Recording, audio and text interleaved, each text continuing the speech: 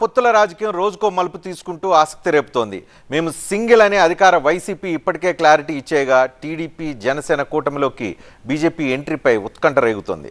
తెలుగుదేశం అధినేత చంద్రబాబు ఢిల్లీకి వెళ్లడంపై దీనిపై మరికొన్ని గంటల్లోనూ రోజుల్లోనూ స్పష్టత వచ్చే అవకాశాలు కనిపిస్తున్నాయి.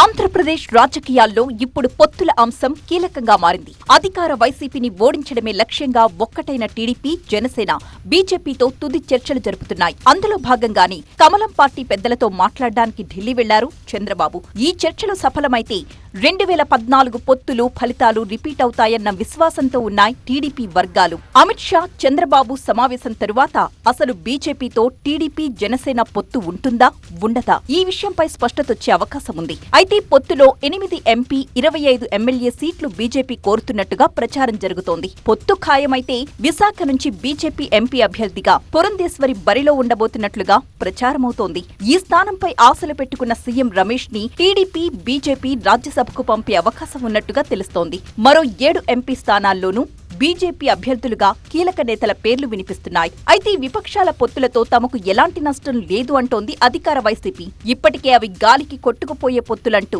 అసెంబ్లీ సాక్షిగా జగన్ కొట్టిపారేశారు. ఇక 2014 ఫలితాలు రిపీట్ అయ్యే అవకాశమే లేదన్నారు మంత్రి రోజా. అన్ని పార్టీలు ఒక్కటయ్యాయంటేనే వైసీపీ ఎంత బలంగా ఉందో అర్థం చేసుకోవచ్చన్నారు మరో మంత్రి కాకాణి. అంత బలం చంద్రబాబుకుంటే చంద్రబాబు, పవన్ కళ్యాణ్ ప్రత్యక్షంగా మళ్ళీ ఈరోజు బీజేపీ ముందు సాగిలపడడానికి వాళ్ళు ఇంతమంది జగన్మోహన్ రెడ్డి గారు ఒక్కడి మీదకి వస్తున్నారంటేనే వైఎస్ఆర్ కాంగ్రెస్ పార్టీ రాష్ట్రంలో ఎంత బలంగా ఉంది, చంద్రబాబు నాయుడు అండ్ కంపెనీ ఎంత బలహీనంగా ఉందనేటువంటి దానికి ఇది ఒక ఉదాహరణ కాదా?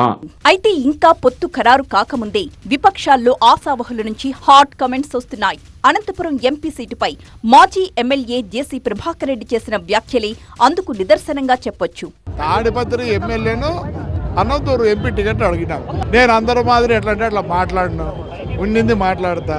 చాలా మంది ఎంపీకి మాకు వద్దు అంటున్నారు, ఎంపీకి వద్దు అంటున్నారు. ఎంపీకి వద్దన్నప్పుడు మరి మేము కావాలంటున్నాం కదా. అది OC constituency, not BC constituency.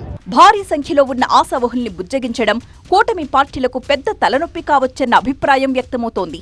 ఇక బీజేపీతో టీడీపీ, జనసేన పొత్తు రాజకీయంగా ఎవరికి నష్టం, ఎవరికి లాభం అన్న చర్చ కూడా నడుస్తోంది ఇప్పుడు.